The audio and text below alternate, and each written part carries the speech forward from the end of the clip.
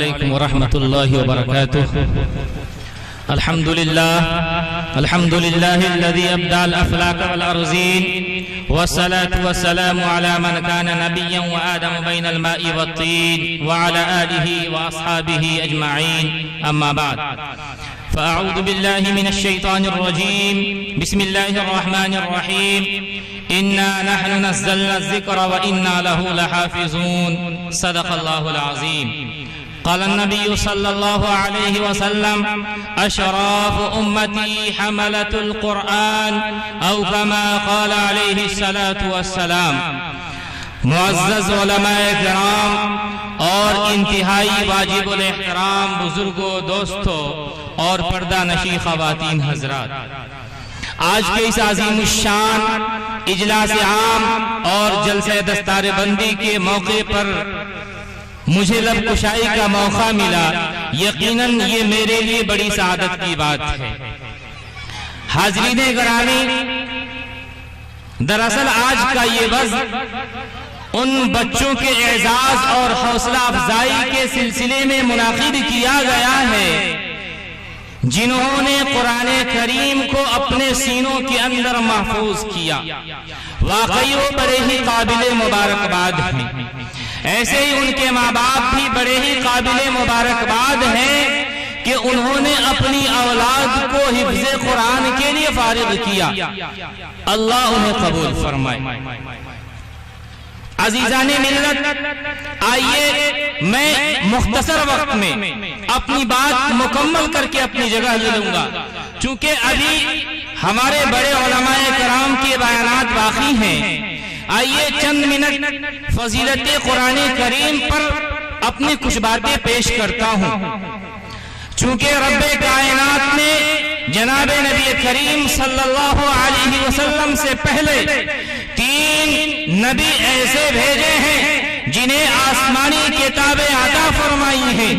ایک حضرت موسیٰ علیہ السلام کو بھیجا جنہیں تورات عطا فرمایا، اور دوسرا حضرت زبور حضرت داؤد علیہ السلام کو بھیجا جنہیں زبور عطا فرمایا، اور تیسرا حضرت عیسیٰ علیہ السلام کو بھیجا جنہیں انجیل عطا فرمایا. یہ انبیاء کرام دنیا کے اندر آئے، ان پر نازل ہونے والی کتابیں جب تک یہ دنیا کے اندر رہے ان پر نازل ہونے والی کتابیں اپنی اصلی صورت میں محفوظ رہی. لیکن جب یہ دنیا سے چلے گئے تو ان پر نازل ہونے والی کتابیں اپنی اصلی صورت میں محفوظ نہیں رہی. حضرت موسیٰ علیہ السلام کے ماننے والوں کے پاس یا حضرت داؤد علیہ السلام کے ماننے والوں کے پاس ان کی کتابیں اپنی اصلی صورت میں محفوظ نہیں رہی. ایسے ہی سیدنا عیسیٰ علیہ السلام بھی اللہ کے حکم سے آسمان پر اٹھا لیے گئے، تو آپ کے جانے کے بعد آپ پر نازل ہونے والی کتاب بھی اپنی اصلی صورت میں محفوظ نہیں رہی. وقت بدلا، تورات بدلی، حالات بدلے، انجیل بدلی، لیکن میرے پیارے وہ دوستوں اور بزرگوں، جناب نبی کریم صلی اللہ علیہ وسلم کو بھی رب کائنات نے ایک کتاب سے نوازا جسے ہم اور آپ قرآن مجید کے نام سے جانتے ہیں. اور آج کا یہ بزم بھی اسی اہم کتاب کے عظمت و اہمیت کے سلسلے میں منعقد کیا گیا ہے. میرے دوستوں اور بزرگوں، جناب نبی کریم صلی اللہ علیہ وسلم دنیا میں رہ کر اپنے اصحاب کو قرآن کریم کی تعلیم دیتے رہے، انہیں قرآن کریم سمجھاتے رہے. قرآن مجید نازل ہوتا گیا، آپ اپنے اصحاب کو لکھواتے گئے، یہاں تک کہ جب قرآن مجید کا نزول مکمل ہوا آپ صلی اللہ علیہ وسلم بھی دنیا سے تشریف لے گئے. لیکن میرے دوست اور بزرگوں، آج حضور پاک صلی اللہ علیہ وسلم کو دنیا سے پردہ فرمائے ہوئے 1450 سال کا عرصہ گزر گیا، لیکن حضور پاک صلی اللہ علیہ وسلم پر نازل ہونے والی کتاب قرآن مجید کے اندر آج تک کوئی بھی بندہ یا کوئی بھی ماہر شخص ایک آیت یا ایک رکوع کیا، ایک زیر زبر پیش کی بھی تبدیلی نہیں کر سکا. قرآن مجید کے علاوہ دیگر آسمانی کتابوں کے اندر تبدیلیاں کی گئی، لیکن قرآن مجید ایک مکمل محفوظ کتاب ہے۔ اب سوال یہ پیدا ہوتا ہے کہ تورات، انجیل، زبور یہ کتابیں کس کی؟ جواب ملے گا اللہ کی۔ تورات، انجیل، زبور کو نازل کرنے والا کون؟ جواب ملے گا اللہ۔ تورات، انجیل، زبور کو لانے والا کون؟ جواب ملے گا جبریل امین۔ اور جنہیں تورات، انجیل، زبور دیا گیا وہ کون؟ جواب ملے گا وہ بھی خدا کے پاک پیغمبر۔ پھر یہی 4 سوالات قرآن مجید کے متعلق کیے جائیں کہ قرآن مجید کتاب کس کی؟ جواب ملے گا اللہ کی۔ قرآن مجید کو نازل کرنے والا کون؟ جواب ملے گا اللہ۔ قرآن مجید کو لانے والا کون؟ جواب ملے گا جبریل امین۔ اور جن کے قلب اطہر پر قرآن مجید کو اتارا گیا وہ کون؟ جواب ملے گا وہ بھی خدا کا پاک پیغمبر۔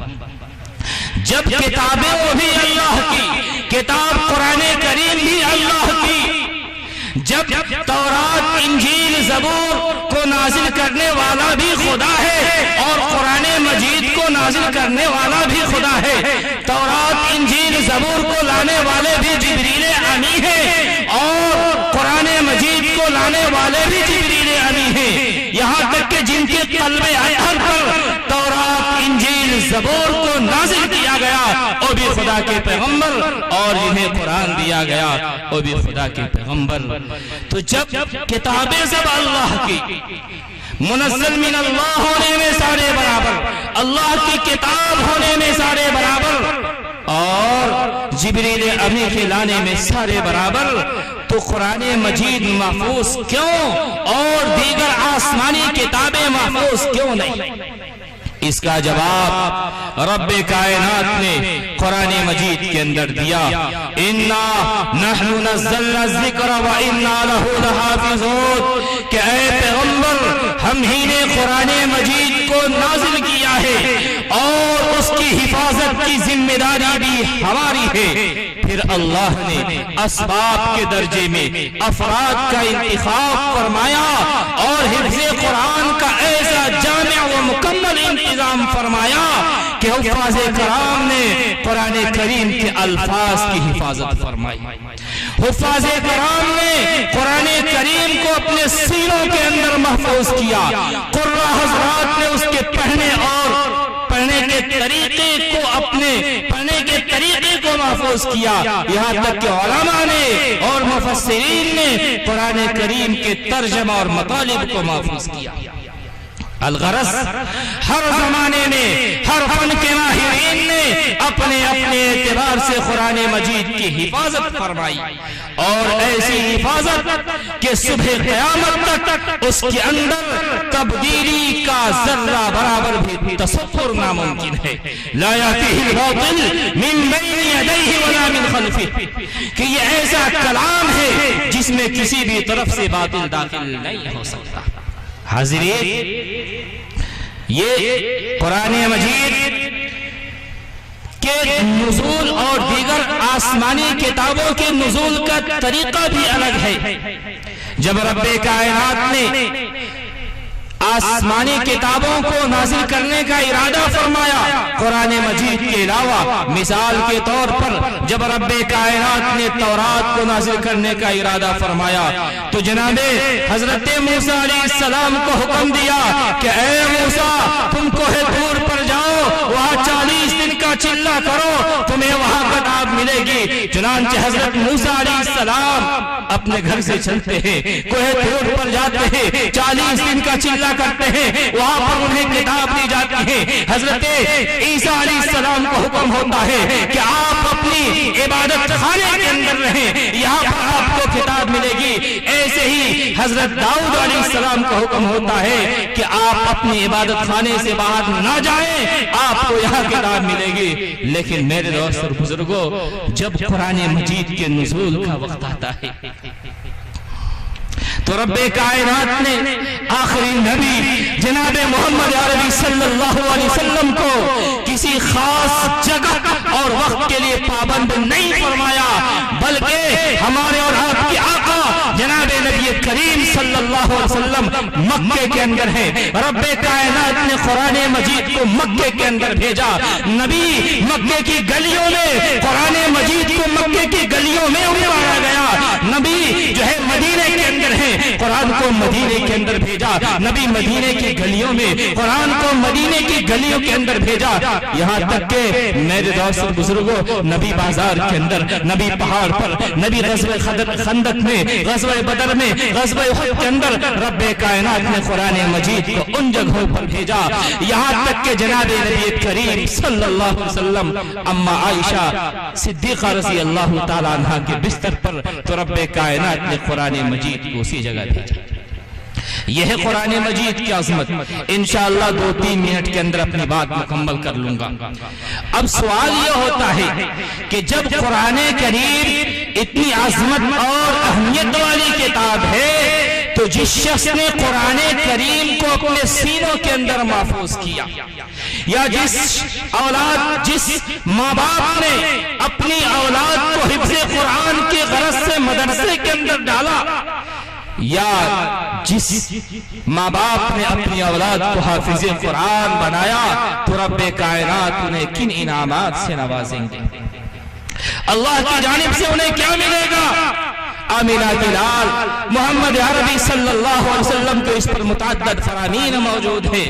کبھی آمینہ کے لال نے یوں فرمایا، اشراف امتی حملت القرآن، کہ او لوگوں میری امت کے معزز ترین طبقہ، میری امت کے VIP افراد یہ وہ لوگ ہیں جن کے سینوں میں خدا کا قرآن موجود ہے، جنہوں نے خدا کے کلام کو اپنے سینوں کے اندر محفوظ کر رکھا ہے۔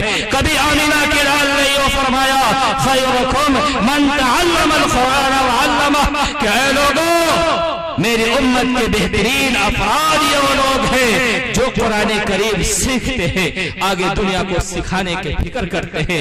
میرے دوست بزرگوں چونکہ وقت زیادہ ہوا، چونکہ مجھے 10 منٹ کا وقت ملا تھا، لہٰذا انہی چند باتوں پر میں اپنی تقریر ختم کرتا ہوں۔ وَمَا عَلَيْنَا إِلَّا الْبَلَاغُ۔